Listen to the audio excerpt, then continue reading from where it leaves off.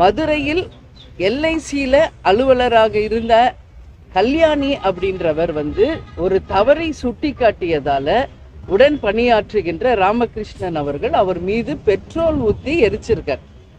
இது தீ விபத்து என்று நாடகம் ஆனாங்க. ஆனால் இன்னைக்கு ஆய்வு செய்து அது திட்டமிட்டப்பட்ட படுகொலை அப்படிங்கிறத கண்டுபிடிச்சு இன்னைக்கு அவரை கைது செய்திருக்காங்க. அதற்காக காவல்துறைக்கும் தமிழக அரசுக்கும் தேமுதிக சார்பாக பாராட்டுகளை தெரிவிச்சுக்கிறோம். ஏன்னா இது வெறுமனே கண் துடைப்பாக ஆக்சிடென்ட்னு முடிச்சிடாம அதன் பின்னணி என்ன என்பது ஆராய்ஞ்சு இன்னைக்கு கைது பண்ணியிருக்காங்க. ஒரு பெண் மேலாளர் அவங்க அந்த ராமகிருஷ்ணன் என்பவர் செய்த தவறுகளை சுட்டி காட்டி கண்டிச்சதுனால அந்த அம்மா மேல பெட்ரோல் ஊற்றி எரிச்சிருக்கார். இது எந்த அளவு ஒரு கொடுமையான ஒரு விஷயமாக நாம கண்டிப்பா எல்லாரும் சேர்ந்து இதற்கு எதிர்ப்பு தெரிவிக்கணும்.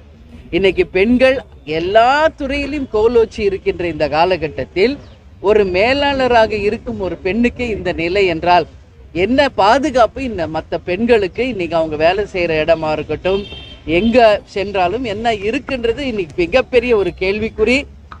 சட்டம் நிச்சயமாக இந்த விஷயத்துல கடுமையான ஒரு தண்டனையை ராமகிருஷ்ணனுக்கு வழங்க வேண்டும் என்று தேமுதிகவின் பொதுச் செயலாளராக பெண்ணாயில ஒட்டுமொத்த பெண்கள் சார்பாக இதை நான் நீதி அரசர்களை கேட்டுக்கிறேன். உச்சபட்ச தண்டனையான ஆயுள் தண்டனையை அவருக்கு தரணும். ஒரு உயிரை அப்படி அவ்வளோ அனாவசியமாக அவர் கொண்டிருக்காருன்னு இது ஏற்றுக்கக்கூடியது கிடையாது. அதே போல் அவர் பணியாற்றிய எல்ஐசி நிறுவனத்துக்கும் ஒரு வேண்டுதல், அந்த அம்மாவுக்கு குடும்பத்துக்கு உரிய நிதி வழங்கி அவங்க குடும்பத்தில் ஒருத்தருக்கு நிச்சயம் வேலை வாய்ப்பை தரணும்.